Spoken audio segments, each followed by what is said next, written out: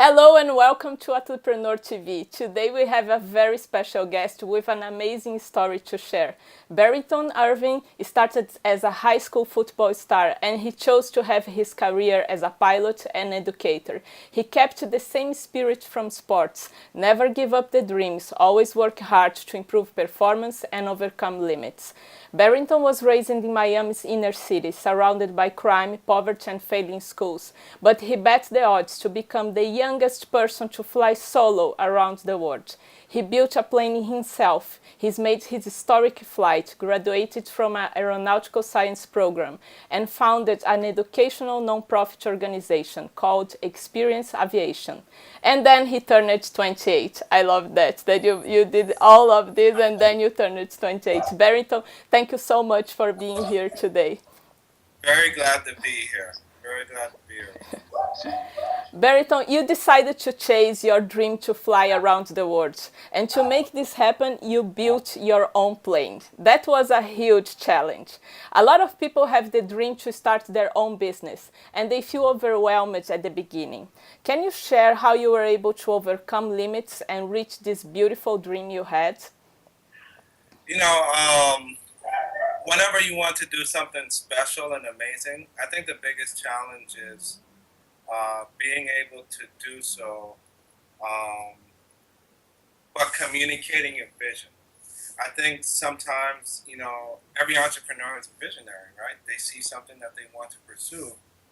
But the hardest part is how do you convince potential funders, potential donors, partners, and so forth, of how you do it. And, a lot of people say to me, oh, you're a great speaker. I do a lot of public speaking and stuff. And I tell them the reason why I'm such a great speaker is because for 2.5 years, people rejected me. Okay. And during those years of rejections, I really had to figure out how exactly to communicate my vision, learning to answer questions strategically, being able to think through. I used to get upset when people would reject me. Then it hit me, well, what if I convert every no to a yes? Or at least try to answer those questions. And that's the hardest part. When you start to make that first step, most of the times people are not going to understand what you're trying to accomplish. Doesn't mean that what you're doing is on the wrong path. It just simply means, well, maybe you need to communicate it differently. Or maybe you need to answer some of those questions. And that was the biggest challenge when I first started out, was getting people to buy into my vision and understand my vision. Because sorry I interrupted you, but I found this very interesting because usually we have inside us everything very clear. But then when we need to communicate this to the outside world, then it's challenging. So yes, I love what you're saying. Yeah, it's almost like a simplification process, where you say, okay, I want to fly around the world. Well, I know what that means, but doesn't necessarily mean the person I'm speaking to does. So how do you communicate that efficiently? And that was the hardest part. For 2.5 years being rejected and sleeping in cars and not taking showers and all that stuff. It was fun days, but when you were going through it, it didn't feel that way. And it took 2.5 years for you to really being able to start what you were planning. Yes, and that was before I got the first person to believe in me. So people would say to me, well, what's your flight route? Or how much do you think this will cost? Or you don't have the experience with training, so how will you train yourself? And so I had to answer those questions. And it's a process. It's a process where you go from, this is a great, great idea, and you're way up here, and then you kind of hit a plateau, and you level off, and you keep working hard, and then again, you rise again. So it's a natural process every entrepreneur goes. No, And sometimes what you start with isn't what you end up with. you need to adjust during the process. No, Absolutely. no, It's about adjustments and even more so being resourceful. How do you how can you be resourceful on a budget? If you only have dollars to print 10 media packages, who do you give that to? And also realizing the folks who you think will help you most of the times don't end up helping. It's the ones that you least expect. I found that often. Okay, no, I love what you just shared because it's really, really important. And I would like to talk now about another topic and related to your organization, Experience Aviation. Experience Aviation is a non-profit organization that uses aviation to build skills in students and direct them toward careers in aviation, science, technology, engineering, and math. It's a lot of things. In order to offer that, collaboration is key. And you have a lot of sponsors and a lot of people involved on this process. Can you share more about the importance of collaboration and how you manage all this? Collaboration is key for what I do. And for a lot of businesses as well, it plays an important role because there are certain resources that businesses may not be able to give you financially, but maybe they can give you a service. Maybe they can give you a product. So before I ever got a dollar to fly around the world, and before I even got an airplane to fly around the world, I was able to convince manufacturers who told me no. I was able to convince people to give me parts. So I'll say, give me an engine, give me the avionics system, give me your flight planning services. So I use those things as an in-kind support mechanism, and then that created value, right? So now when I went to someone for cash, I could say I have $500,000 worth of value behind me, parts, services, and so forth, which is cash. It's like the same thing like cash. So now people don't feel like they're the first ones to come on board, and collaboration is it's a huge strength that I play to within our organization because you're able to leverage resources, you're able to barter, and but it's very difficult to manage because everyone wants something from you, right? So when you're doing a trip and you have more than 40 sponsors, that's a lot of relationships to manage, and that's a lot of people to be married to at one time. So you have to be clear. Your agreements have to be very clear and very specific.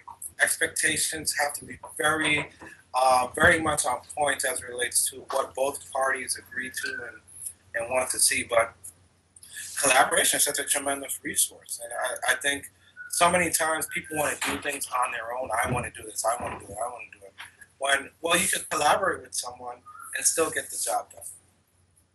And the key is to choose the right people and companies to collaborate with you and be very clear on the agreement on how you will be working together. Absolutely. I mean, I've had some collaborations that didn't work out. It started off nice and rosy, and after the honeymoon ended, it just didn't work out. And that's inevitable when you're working with just so many people. But the biggest thing is to protect yourself. And, as long as you didn't renege on any of the uh, expectations from your end, you're fine. So but for the most part, you get people to step up and believe in you and offer goods or services. We're just collaborating. There's so many ways to cut deals now. Being very creative. Yes, absolutely. Absolutely. And you offer valuable content for kids and you really engage them on the learning process. Your system of teaching really changed kids' lives. I found very interesting that you started to ask yourself, how do I scale this to have a bigger positive impact? And another challenge that small business owners face is how to scale their offer. You are very creative and you are not afraid to innovate. So I would like you to tell us more about how you plan to scale your teaching system. Oh, sure. And even before I talk about how I plan to scale my teaching system, I think every entrepreneur has to be able to take calculated risks. A risk that you're going to take that is going to be high, and it may put your company under, but you have to be willing to take those type of risks. It's either you go big or you go home, and you have to know when to make those steps. And for me, I've done local projects with kids in Miami. Right, we've had them build a car, we've had them build an airplane, we've had them build hovercrafts, but that only impacts Miami. I've been asking myself, how do you take that model? How do you take that experience, create a niche from, right? And at the same time be able to scale. So that's why we came up with the project of, well, what if I created a flying classroom, right? And what if I did this in a way that's linked to an online portal so any kid anywhere in the world can help me fly to different places and conquer scientific and mathematical challenges virtually. I create a real life magic school bus that kids can be a part of, not just watch the experience, but determine what the experience is. And so that's when we came up with this project. And in September of this year, I'll depart in an aircraft provided by Beechcraft. And we will, the first three continents we fly to is North America, Asia, and Australia. And there are 16 expeditions we have to accomplish with the help of kids. It could be balancing an ecosystem against a poisonous toad, to longevity of life in Japan, to building sustainable cities in China. So we want the subject matter to come alive in the same way it comes alive for a kid if they were building a car or building an airplane. And I think that's so important. You know, so many entrepreneurs try to carve out a niche, but then at the same time they forget the experience of the customer. And I had to figure out a way to carve out a niche, but keep the experience for the customer, which in my case are kids, just as strong as a kid building an airplane or a car. And you know, when I first started on this project, people were like, "Oh, you're crazy. How are you going to do this?" And you know, you had all the doubt. And you know, slowly but surely, it came together. And then when I became a National Geographic Explorer, that was it. You know, it just created that credibility. And I know a lot of entrepreneurs out there will say to people, "Oh, I got lucky." You know, yes, I think when you work hard and you build up momentum, it generates that form of luck. You know, and you have to have that. But you don't plan to be there. This is not the ultimate result that you want. Your result, what you want, is really for your consumer, which are the kids. And then working hard and thinking on them, and thinking on offering them great value, then you reach all of those things that people say, "Oh, you got lucky." And Correct. but not, it's not about that, of course. Correct. I mean, it's you know, your hard work creates that momentum, and then you know you could be somewhere one day and just meet someone who becomes your funder, but you got there because of your hard work. You know, and that's happened to me countless times. And you know, focus on what you love. Do not focus on the money. Focus on what you love and focus on who you're trying to impact and how you're trying to impact them. When you start there, the money will come. I mean, when I got into this whole flying classroom thing, people were saying to me, you're not even a certified teacher, right? How are you going to change education? You're not a certified teacher. And guess what? I'm doing it. You know, and so you have to be radical in those ways. No, I love that. I love all you share. And Barrington, thank you so much for sharing all this knowledge and experience today. I'm sure you inspired a lot of people to go for their dreams and to win their gold medal in business. I wish you great success with Experience Aviation and all programs that you have planned for kids. And before we close, please tell how people can learn more about your work and collaborate to Experience Aviation. Oh, sure. Please visit experienceaviation.org. You'll see what we do with students, how we transform their lives, some of the creative things that we've done. I think the greatest advice that I could leave for your audience is I remember when I couldn't afford certain things and, you know, didn't know how to take the risk. And what you have to remember is, you know what? Taking a chance is better than just sitting there and letting the chance pass you by. So what if you fail? You have nothing to lose. Take the chance.